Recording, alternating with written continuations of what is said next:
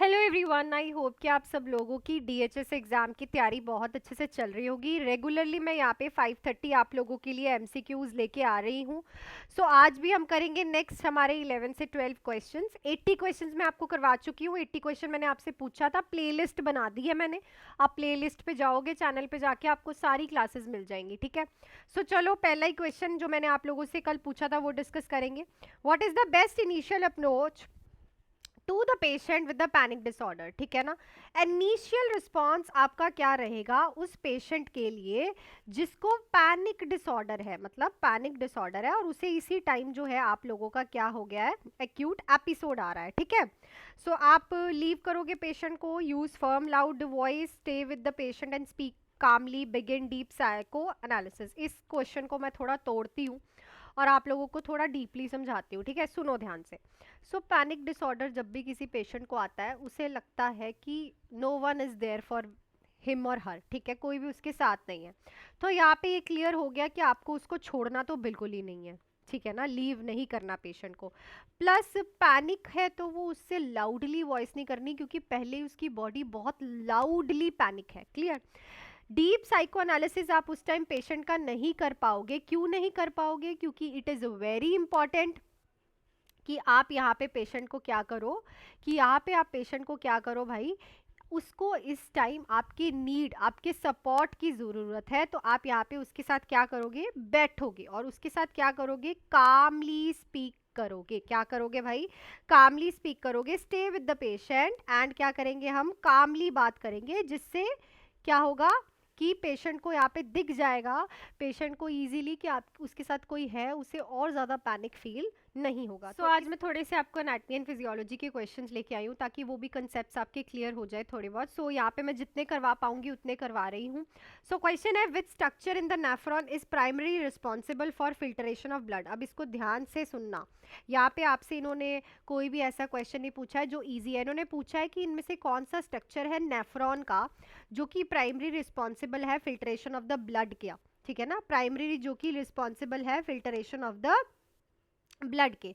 तो यहाँ पे आप ध्यान से ऑप्शंस को देखो और क्वेश्चन को समझो कि आप लोगों से पूछा क्या गया है। तो देखो, ऑप्शन है लूप ऑफ हेनले, ठीक है। उसके बाद ऑप्शन है बोमन्स कैप्सूल, उसके बाद proximal convoluted tubule collecting duct. तो अगर आपने ध्यान दिया हो तो हमारा कुछ इस तरह से आपको दिखता है ना, जो आपका नेफ्रॉन है, उसके बाद ऐसे करके, है ना, देखा हुआ है आपने। इसके अंदर हमारा ग्लोमेरुलस होता है जिसमें फिल्ट्रेशन अक्कर होती है। सो ये जो ग्लोमेरुलस है ये किसके अंदर पड़ा होता है, ये जो आपको ये दिख रहा है ये किसके अंदर पड़ा होता है, इस चीज को हम बोलते हैं बोमन्स कैप्सूल। क्या बोलते हैं, बोमन्स कैप्सूल। अब ये जिसने अच्छे से वो किया ना, रीनल सिस्टम में अच्छे से नेफ्रॉन्स के बारे में पढ़ा है उसे पता होगा। देखो, फिल्टरेशन होके ब्लड आएगा यहाँ पे, ठीक है, afferent arterioles and efferent arterioles से आता जाता है ब्लड, ठीक है। उसके बाद फिल्टरेशन होके ग्लोमेरुलस से चला जाता है और जो भी फिल्टरेशन होके चीज़ गिरती है वो गिरती है बोमन्स कैप्सूल में, उसका कलेक्शन बोमन्स कैप्सूल में होता है।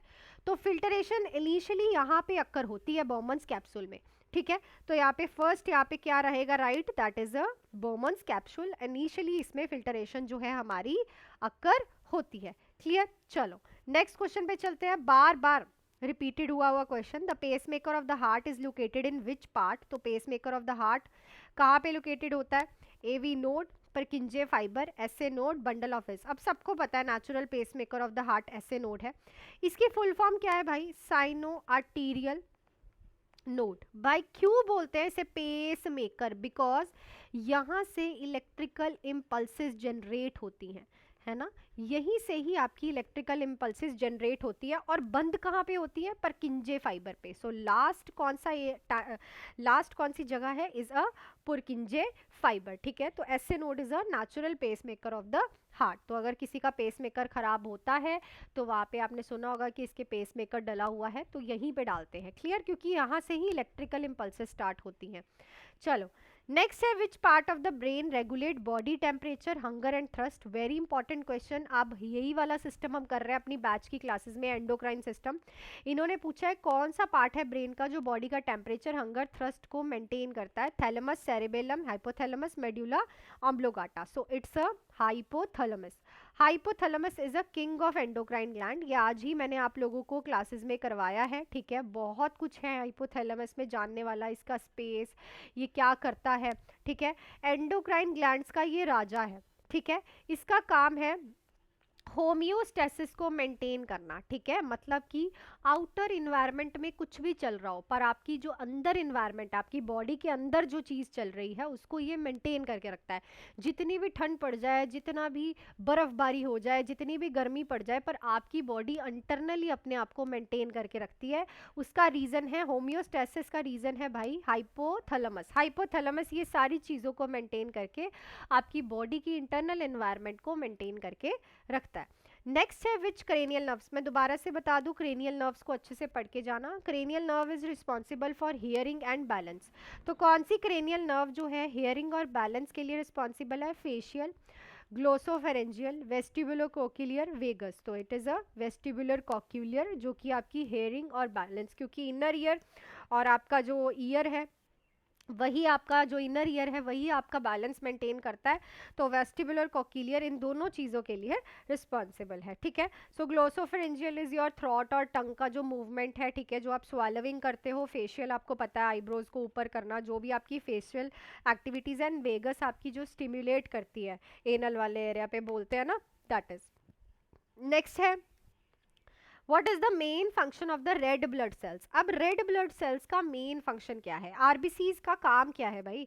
फाइट करना इन्फेक्शंस के साथ, वो तो हमने डब्ल्यूबीसीज के बारे में पढ़ा है।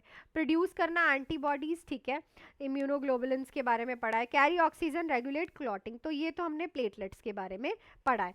पर यहाँ पे क्या चीज़ हो रही है भाई? ये कैरी करती है ऑक्सीजन। क्या करते हैं? ऑक्सीजन। क्यों? क्योंकि आरबीसीज के पास क्या प्रेजेंट है? हीमोग्लोबिन नाम का एक चीज जो आपने सुनी हो। Haemo is a iron and globin is a protein, ठीक है। सो ये भी आप लोगों ने बहुत अच्छे से जॉन्डिस में मेरे साथ किया था। सो हीमो में क्या होता है कि हीमोग्लोबिन के पास चेन्स होती हैं 4 अल्फा 2 बीटा की। ये सारी चेन्स ऑक्सीजन कैरी करती हैं इधर उधर, और आरबीसीज का काम ही ये है क्योंकि इनके पास एच बी प्रेजेंट होता है, तो ऑक्सीजन कैरी करना। चलो नेक्स्ट क्वेश्चन पे चलते हैं। उससे पहले आप लोगों के लिए डीएचएस के लिए, बीएफयूएचएस के लिए क्विक रिवीजन बैच में लेके आई हूँ 3 मंथ्स का इन 1999। और अगर आपको प्रॉपर बीएफयूएचएस की आने वाली और पोस्टों की भी तैयारी करनी है प्लस डीएचएस की भी, तो 4 मंथ्स का बैच इन 2499 आप इस पे ज्वाइन कर सकते हो। एंड काफ़ी बच्चे पूछ रहे हैं ma'am Punjabi classes. Yes, Punjabi classes मेरे पास अवेलेबल हैं। अगर आपको सेपरेटली चाहिए तो आप लोग इसी नंबर पे कॉल या फिर मैसेज करके 399 में, जिसमें आपको टीचर थ्योरी भी करवा रहा है पंजाबी क्लासेस की प्लस एमसीक्यू भी करवा रहा है, वो भी आप ज्वाइन कर सकते हो सेपरेटली।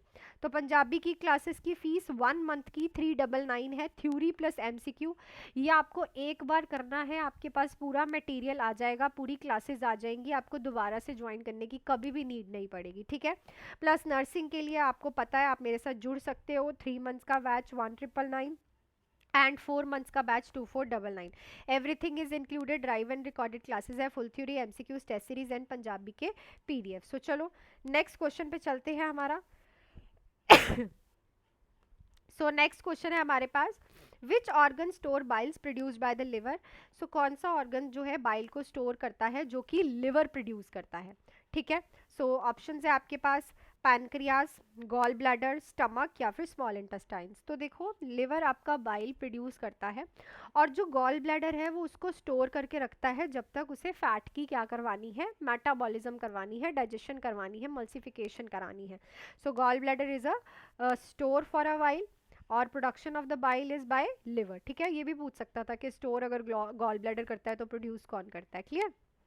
चलो नेक्स्ट है which blood vessel carry oxygenated blood from lungs to the heart. अच्छा ये क्वेश्चन आजकल इजी है बट बहुत पूछे जाने लग गए हैं क्योंकि काफ़ी बच्चों को इतना बेसिक का भी नहीं पता होता। उनका फॉल्ट नहीं है बिकॉज उन्होंने पढ़ा नहीं है, दैट्स द रीज़न। तो इसमें कह रहा है कि कौन सा ब्लड वेसल यहाँ पे ऑक्सीजनेटेड ब्लड कैरी करता है लंग्स से हार्ट की तरफ।